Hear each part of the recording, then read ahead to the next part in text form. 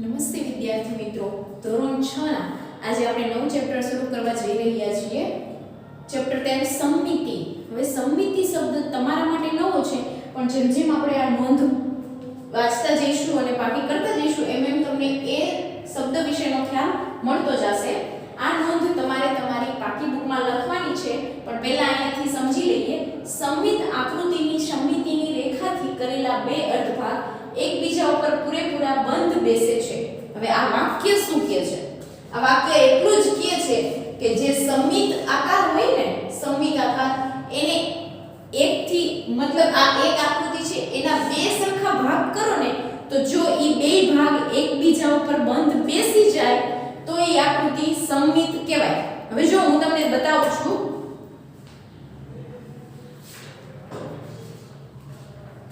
દાખલા તરીકે અમારી પાસે લંબચોરસ કોઈ એક કાગળ છે, બરાબર? હવે આ કાગળના મેં અડધા ભાગ કર્યા, જો એને અડધો કરી નાખ્યો. ઈ અડધો કાગળ એકબીજા ઉપર બંધ બેસી ગયો, તો કે હા બંધ બેસી ગયો. આમ ઘડી પાડી દઈએ એટલે એકબીજા ઉપર બંધ બેસી ગયો. તો આ આકૃતિને સમમિત આકૃતિ કહેવાય. મતલબ કે જે પણ આકૃતિ તમને આપી હોય એના જો તમે બે સરખા ભાગ કરો અને એ બે ભાગને એકબીજા ઉપર બંધ બેસાડો. દાખલા તરીકે આ વર્તુળ છે, બરાબર? આ વર્તુળ છે. હવે એના પહેલા બે સરખા ભાગ કર્યા. આ ભાગને તમારે આની ઉપર બંધ બેસાડવો છે. બેસી જાય. જો બેસી જાય તો એ આકૃતિ સમમિત કહેવાય. જો બંધ ન બેસે તો એ આકૃતિ સમમિત કહેવાય નહીં. કોઈ પણ zigzag આકૃતિ લઈ લો. આ આકૃતિને અહીંથી વચ્ચેથી કાપીને એકબીજા ઉપર બંધ બેસાડી છે. બંધ બેસે તો કે ના બેસે એટલે એ આકૃતિ સમમિત આકૃતિ કહેવાય નહીં. ટૂંકમાં આ પહેલી લાઈન તમારી પહેલી નોંધ છે એ આટલું જ કહેવા માંગે છે કે એના બે અર્ધભાગ એટલે એના અડધા બે ભાગ કરો તો એ એકબીજા ઉપર બંધ બેસે છે. સમમિત આકૃતિ હોય ને તો બેસે, નહીતર ના બેસે. હવે સમમિતિની રેખા એ આકૃતિના બે સરખા ભાગ કરે છે. જો આ બે સરખા ભાગ કરે, ચોરસમાં ઊભું કરો તો બે સરખા ભાગ કરે, વર્તુળમાં ઊભું કરો તો બે સરખા ભાગ કરે. પણ સમમિતિની રેખા જ્યારે તમે એક રેખા દર્શાવો ત્યારે તમે બીજી રેખા દર્શાવી શકતા નથી. સમમિતિની રેખા એ આકૃતિના બે સરખા ભાગ કરે છે. જો તમે ઊભો ભાગ કરો તો એ બે ઊભા ભાગ થાય, આડો ભાગ કરો તો બે આડા થાય. પછી ત્રીજી નોંધ જુઓ, તેને સમમિતતાની અક્ષ કહે છે.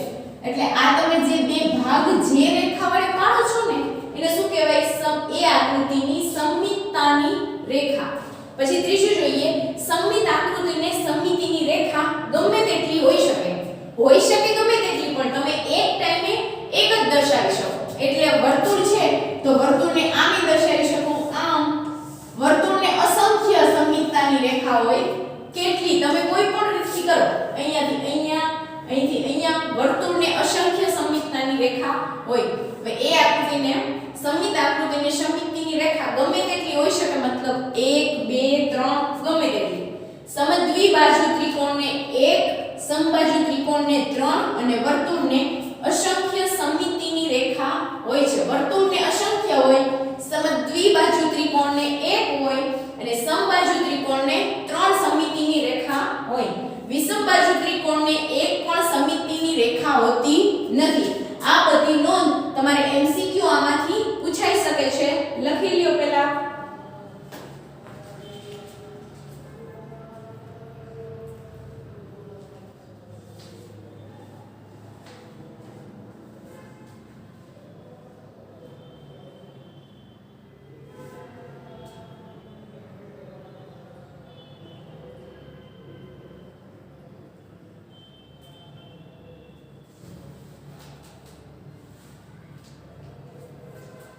હવે આગળ જોઈએ. જો બાળકો આ ચેપ્ટર એવું છે કે એમાં ઉદાહરણ કે એવું આવતું જ નથી, ડાયરેક્ટ સ્વાધ્યાય 13.1 થી શરૂ થાય છે. અહીંયા આગળ જોઈએ.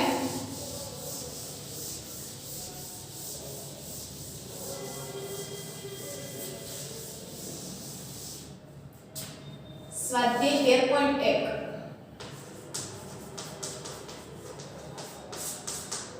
એમાં પ્રશ્ન પહેલો છે, હું રકમ વાંચું છું તમારું ટેક્સ્ટબુકમાં ધ્યાન, કે તમારા ઘર અથવા શાળામાંથી કોઈ પણ 4 સમમિત વસ્તુઓની યાદી બનાવો.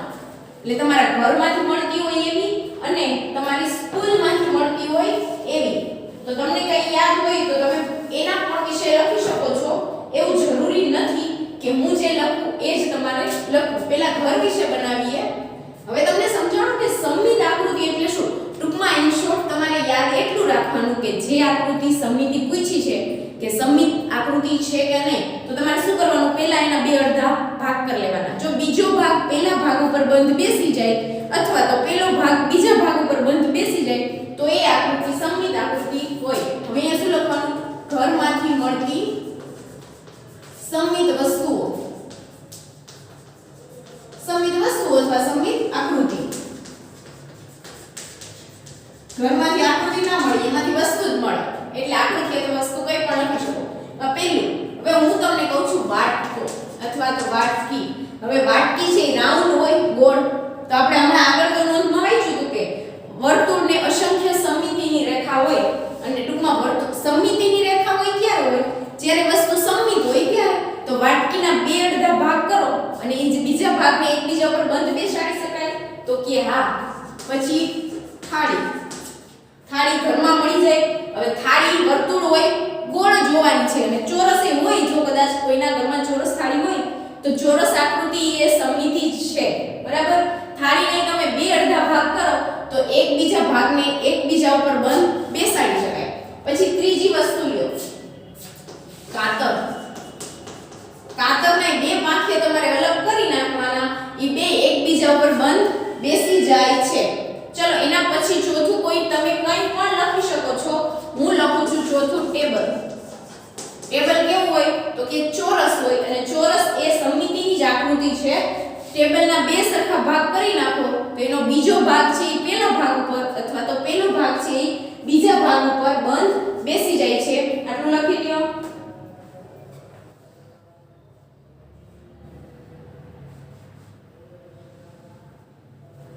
પછી તમને એવું કીધું છે શાળામાંથી મળતી વસ્તુઓ.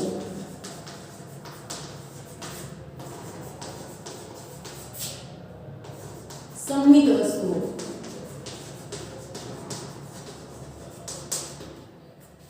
હાલો કોઈને યાદ હોય તો બોલી શકે છે.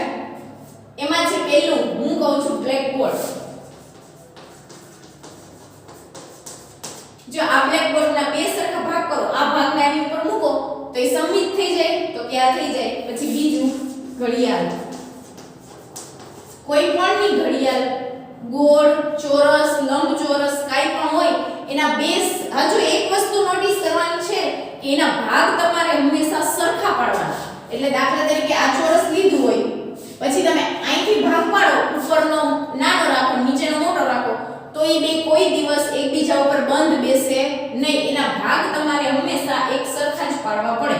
હવે ઘડિયાળ તમારી ચોરસ હોય, લંબચોરસ હોય, ગોળ હોય, કોઈ પણ હોય, એના બે સરખા ભાગ પાડો એટલે એ બીજો ભાગ છે એ પહેલા ભાગ પર બંધ બેસી જાય.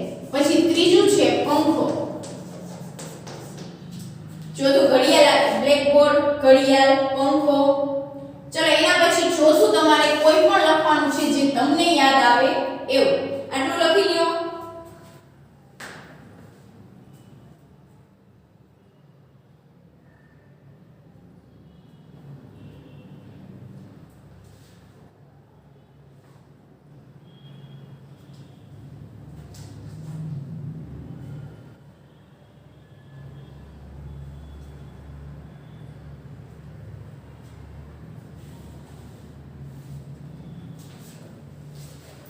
આગળ જોઈએ પ્રશ્ન બીજો.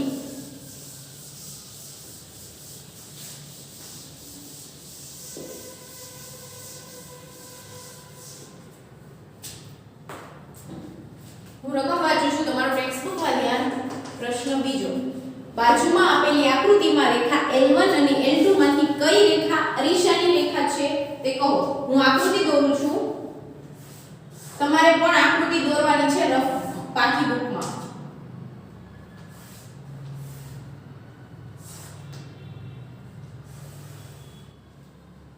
આ છે L1 છે અને આ છે L2 છે. હવે તમને એવું કીધું છે કે અરીસાની રેખા.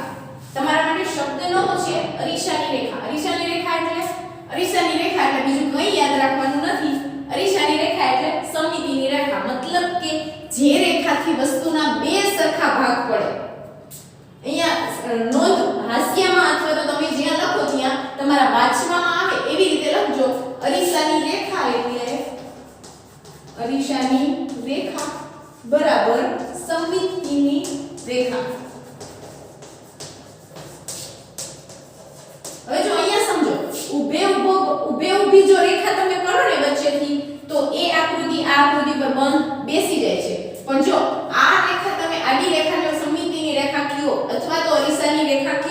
તો આ ત્રિકોણ છે એ કોઈ દિવસ ચોરસ ઉપર બંધ બેસે તો કે ના બેસે એટલે જે રેખા સમમિતિની રેખા હોય અથવા તો એના બે સરખા ભાગ પડે અને બે ભાગ એકબીજા ઉપર બંધ બેસે તો એ રેખાને સમમિતિની રેખા કહેવાય અથવા તો અરીસાની રેખા કહેવાય તો અહીંયા કોણ છે અહીંયા લખવાનું L2 એ અરીસાની રેખા છે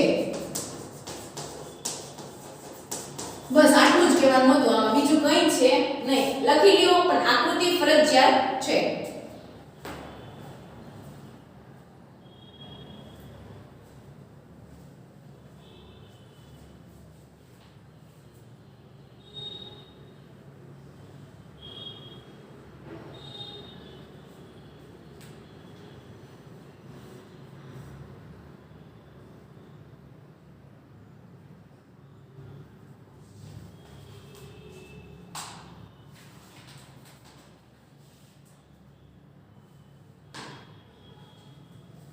એના પછી આગળ જોઈએ પ્રશ્ન ત્રીજો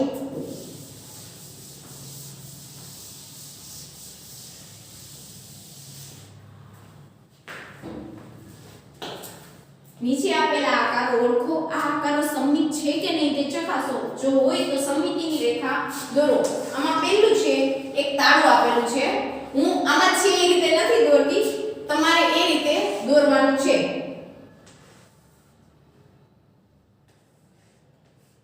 બરાબર હવે આ આકાર સમમિત છે કે નહીં એવું ચેક કરવાનું છે આ આકાર સમમિત છે જુઓ તો એમાં વચ્ચેથી કોઈ પણ જગ્યાએથી ભાગ પાડો આ આકાર આ પહેલા આકાર ઉપર બંધ બેસી જાય છે જો કોઈ પણ આકૃતિ સમમિત ક્યારે કહેવાય જ્યારે એ આકૃતિના બે સરખા ભાગ પાડો અને બંને ભાગ એકબીજા ઉપર બંધ બેસી જાય તો એ આકૃતિ સમમિત કહેવાય હવે જુઓ આ ભાગ છે આ ભાગ ઉપર બંધ બેસી જાય તમે કાપીને તો કે આ બેસી જાય તો આ રેખા આકૃતિ છે એ સમમિત છે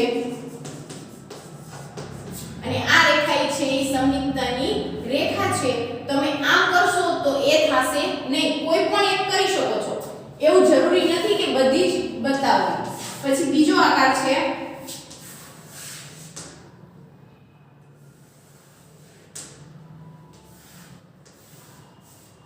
આ એક ફૂલનું કુંડું છે અને સમમિતિની રેખા ઉપરથી દર્શાવો આ દર્શાવી તો એ સમમિત છે તો કે હા આ આકૃતિ સમમિત છે અને રેખા એની આપણે દર્શાવી એમાં રેખા દર્શાવવાનું તમને સૂચનામાં કીધું છે એટલે રેખા દર્શાવવી ફરજિયાત છે જો આ ભાગ છે આ ભાગ ઉપર બંધ બેસી જાય છે પછી ત્રીજું છે એક આકાર આપેલો છે અનિયમિત છે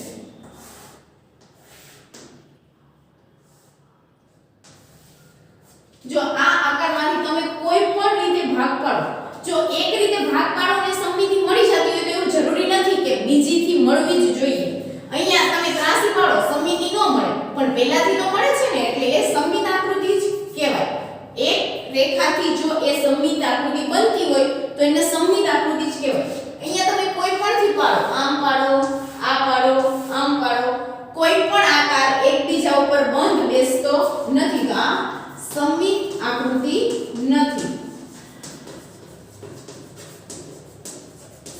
બરાબર આટલું લખી લ્યો તમારે આકૃતિ દોરવી ફરજિયાત છે કેમ કે આ ચેપ્ટર જ આકૃતિનું છે એટલે દરેકમાં આકૃતિ દોરવાની ફરજિયાત છે અને નીચે આ રીતે લખવું પણ ફરજિયાત છે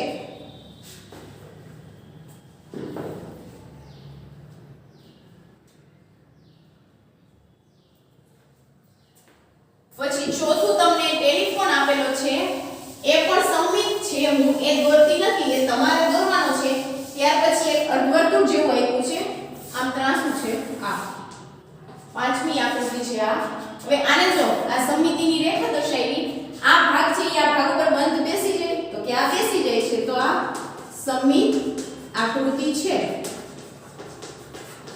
અને સમમિતિની રેખા દર્શાવી દીધી એના પછી છઠ્ઠું છે પંચકોણ તો અહીંયા જો ઊભી ઊભી સીધી રેખા બતાવો આ ભાગ છે આ ભાગ ઉપર અથવા તો આ ભાગ છે આ ભાગ ઉપર બંધ બેસી જાય છે તો હા બંધ બેસી જાય છે તો એ સમમિત આકૃતિ છે અને સમમિતિની રેખા દર્શાવેલ છે લખી લ્યો તમારી બુકમાં